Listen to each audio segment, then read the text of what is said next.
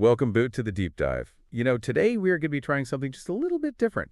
You've asked for a deep dive that takes a more philosophical look at behaviorism, and so that's what we're going to be doing today. We'll be exploring behaviorism by taking a close look at a 1913 article by John B. Watson. It's called Psychology as the Behaviorist Views It. Now, this is going to be a fascinating choice because this article, it's not just some dry scientific paper or treatise or something. It's more like a philosophical manifesto. It's one that challenges how we understand the mind, how we understand behavior even. And that's what's really so exciting about this deep dive, I think. We're not just, learning the basics of behaviorism. We're going to be asking some of the biggest questions in philosophy, like what is consciousness even? What's the relationship between our minds and our bodies? How much control do we actually have over our actions? Those kinds of things. And this article by Watson, it's really a great place to start asking these sorts of questions because from the very beginning, he's sort of throwing down the gauntlet. He says straight up that he rejects the idea that consciousness should be the primary focus of psychology. He argues that it's too subjective, it's too unreliable to be studied scientifically. Yeah, he actually compares the psychology of his time to biology before Darwin came along. Before Darwin, everything was interpreted in terms of human evolution. It was very human-centric view of the natural world. And Watson says that psychology was making the same mistake by being too focused on human consciousness. And I think that analogy is brilliant because it helps us understand that radical shift in thinking that Watson is proposing. You see, before Darwin, biologists saw the world as this hierarchy with humans at the top, the most evolved and important beings. But Darwin, he challenged this view. He showed that humans are just one branch on this giant tree of life, connected to all other species through evolution. So is Watson essentially saying that psychology needs its own Darwinian revolution? That it needs to shift away from this human-centric view of consciousness and move toward a more objective, a more scientific understanding of behavior across all species? Exactly. That's exactly it. He's saying that instead of trying to peer into this, black box of consciousness, we should focus on what we can actually observe and measure. He believes that by studying the relationship between stimuli and responses, we can begin to uncover the laws that govern behavior, just like physicists uncover the laws that govern motion and gravity. And so that's where we get to the heart of behaviorism, right? This idea that all behavior, no matter how complex, can ultimately be explained as a series of learned associations between stimuli and responses. Yeah, and it's a really powerful idea that has had a profound impact on how we think about learning motivation, even personality. But it's not without its critics. Even back in 1913, people were questioning whether behaviorism could really account for all the richness and complexity of human experience. And one of the biggest challenges to behaviorism back then was the question of introspection. I mean, for centuries, philosophers, psychologists, they had relied on introspection, looking inward at their own thoughts and feelings as this primary way of understanding the mind. Right, but Watson rejects introspection completely as a valid scientific method. He argues that it's too subjective, it's too unreliable. He says that different people can have wildly different interpretations of the same internal experience, and so it's impossible to build a consistent science on such shaky foundations. He even points out that very experienced psychologists would often disagree on the meaning of basic terms, like what is a sensation, what exactly is an image, and if the experts can't even agree on what these terms mean, how can we expect to build a science of the mind on introspection? So Watson sees introspection as a dead end for the field. He wants psychology to move beyond these subjective methods and embrace the rigor of the natural sciences. He wants it to focus on observable behavior that can be measured and tested. And to sort of illustrate this point, he uses this really compelling example in his article. He talks about studying the behavior of birds, and he says that instead of trying to guess what might be going on inside a bird's mind, we should focus on what it actually does, how it builds its nest, how it searches for food, how it reacts to predators. So it's a shift from asking, what is the bird thinking, to asking, what is the bird doing and why is it doing it? And by focusing on these observable behaviors, Watson thinks we can begin to understand the relationship between stimuli in the environment and the responses of the organism. And this focus on stimuli and responses, this is key to understanding the predictive power that behaviorism offers.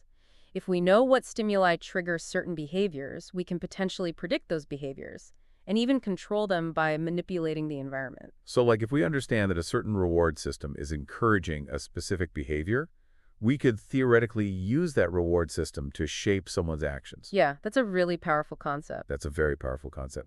And it raises all sorts of ethical questions about, the possibility of manipulation and control. But Watson saw this predictive power as a strength of behaviorism. He believed that by understanding these laws of behavior, we could create better educational systems, we could design better therapies for mental illness, and even build more just and equitable societies. But even if we say, okay, behavior can be predicted and controlled, can we really explain all aspects of human experience in terms of stimuli and responses? Like, what about things like imagination or judgment or reasoning? Can those really be reduced to just behavioral patterns? Well, that's a great question, and it's a question that behaviorists have been wrestling with since the very beginning. Even Watson acknowledged that certain mental processes were definitely more challenging to explain from a purely behavioral point of view. He didn't shy away, though, from these tough questions. In fact, he proposed a pretty radical idea about how even thought processes could be understood within this behaviorist framework. Yeah, and this is where things get really interesting.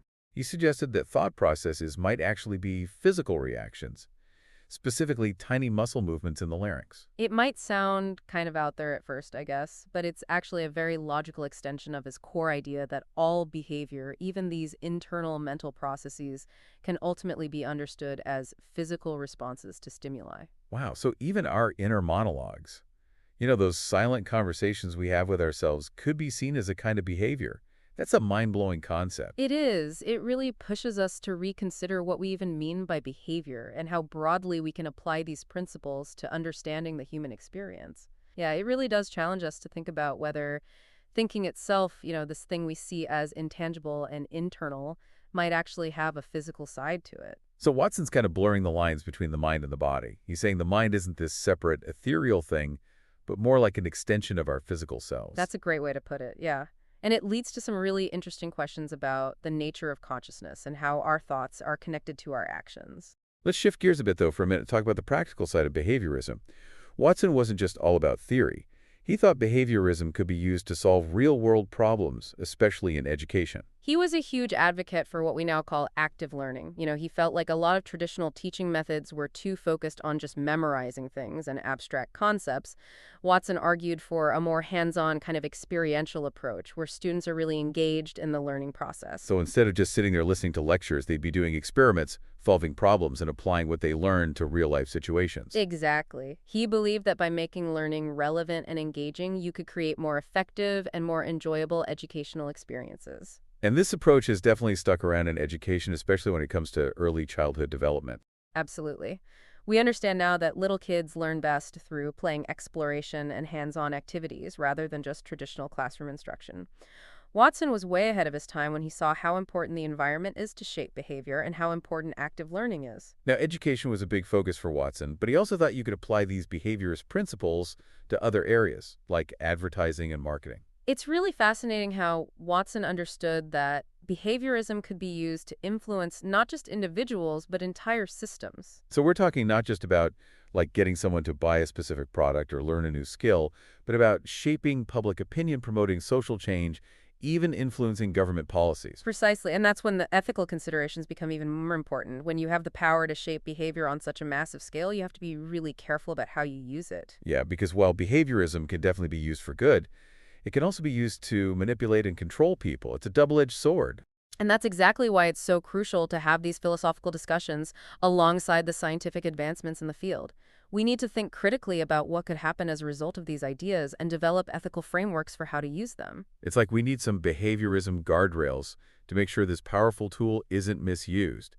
We have to be aware of the potential for manipulation and make sure that using these principles respects individual choice and helps the common good. That's a great way to put it. It's about finding a balance between using behaviorism for positive change and protecting people from its potential downsides. This brings us to another important part of Watson's thinking, his emphasis on studying behavior in all kinds of species.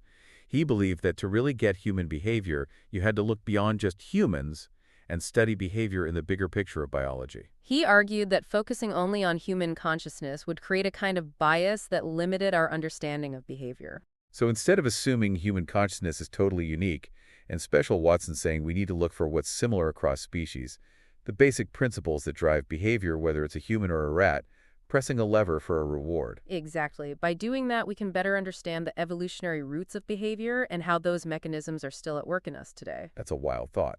The same stuff that makes a pigeon peck a button for food could be part of our own complex decision-making. It shows just how connected all living things really are. Even with our differences, we share a common heritage that shapes our behavior. But if we're going to study behavior across different species, we need a way to do it objectively and measurably.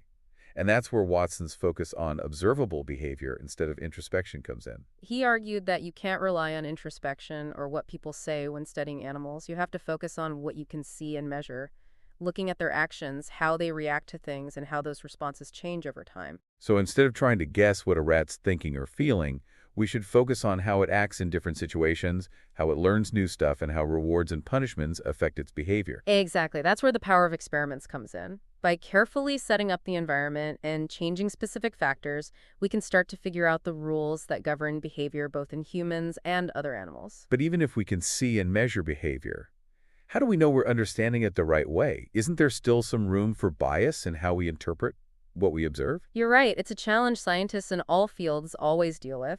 But by designing experiments carefully, making sure other things aren't affecting the results, and repeating the same findings in different studies, we can be more sure that we're accurately capturing and interpreting the behavior. So it's not just about watching. It's about setting up checks and balances to make sure what we think is happening is based on real evidence. Exactly. It's about applying the scientific method rigorously to understand behavior, this super complex thing that affects so much of our lives. And even with all that science, there's still something about behaviorism that feels kind of unsettling. You know, it's like the idea that we're just a bunch of conditioned responses, that our past experiences and our surroundings determine what we do. It makes you wonder if we really have free will at all. It definitely challenges what we think about free will and how much control we actually have. And that's where the philosophical debate gets really interesting. Because if we're all just products of our environment, what does that mean for personal responsibility? Can we hold people accountable for what they do if it's all just a result of conditioning? That's a question that has huge implications for our legal system, our moral beliefs, even our personal relationships. If behavior is just cause and effect, what happens to our sense of agency and moral responsibility? Yeah, it's a tough question for sure. But yeah, I think it's important to remember that behaviorism isn't saying there's no such thing as free will. It's more like it's saying our choices are shaped by things we might not even realize. Right? It's recognizing that we're not just making decisions in a void. Our behavior comes from this mix of our genes, our past experiences, and our current environment. And when we understand those things, it helps us make better choices and create environments that support good behavior. So it's not like behaviorism is this force that takes away our free will. We can see it as a way to understand ourselves better and the things that affect what we do. We might not always be totally in control, but that doesn't mean we can't change our lives or make a difference in the world. It's a really good point. It's both empowering and humbling at the same time. It reminds us that we're part of this big web of interconnected things, but within that web, we still have the power to make choices and shape our own path, even if there are some limits. It's a cool paradox, and it brings us back to that idea of Darwin and how we moved away from seeing humans as the center of everything. Just like Darwin showed us that humans are part of a bigger ecosystem, behaviorism shows us that our behavior is shaped by this whole network of things both inside and outside of us. And just like understanding evolution helps us appreciate how diverse and connected life is, understanding behaviorism can help us appreciate how complex human nature is and all the things that affect our thoughts, feelings, and actions. It reminds us that we're not just individuals making choices on our own. We're part of a bigger system, a web of relationships and things that shape who we are and how we act. And being aware of that is really powerful. It can help us make better choices about how we live, how we treat others, and how we impact the world around us. So as we finish up this deep dive into behaviorism, I want to leave you with a few final thoughts. First, remember that behaviorism isn't just some boring theory. It's a set of ideas that have really shaped our lives, from how we teach kids, to how we design cities, to how we understand ourselves. Second, don't be afraid to question these ideas. Behaviorism, like any science or philosophy, has limits and people who disagree with it. Think about those critiques and come to your own conclusions. And finally, remember that behaviorism gives us some amazing tools to understand and shape behavior. But like any tool, it can be used in good ways or bad ways. It's our job to make sure these tools are used responsibly, ethically, and to benefit everyone. So keep exploring, keep asking questions, and keep diving deep into the world of behaviorism and the human mind. Thanks for joining us on this deep dive.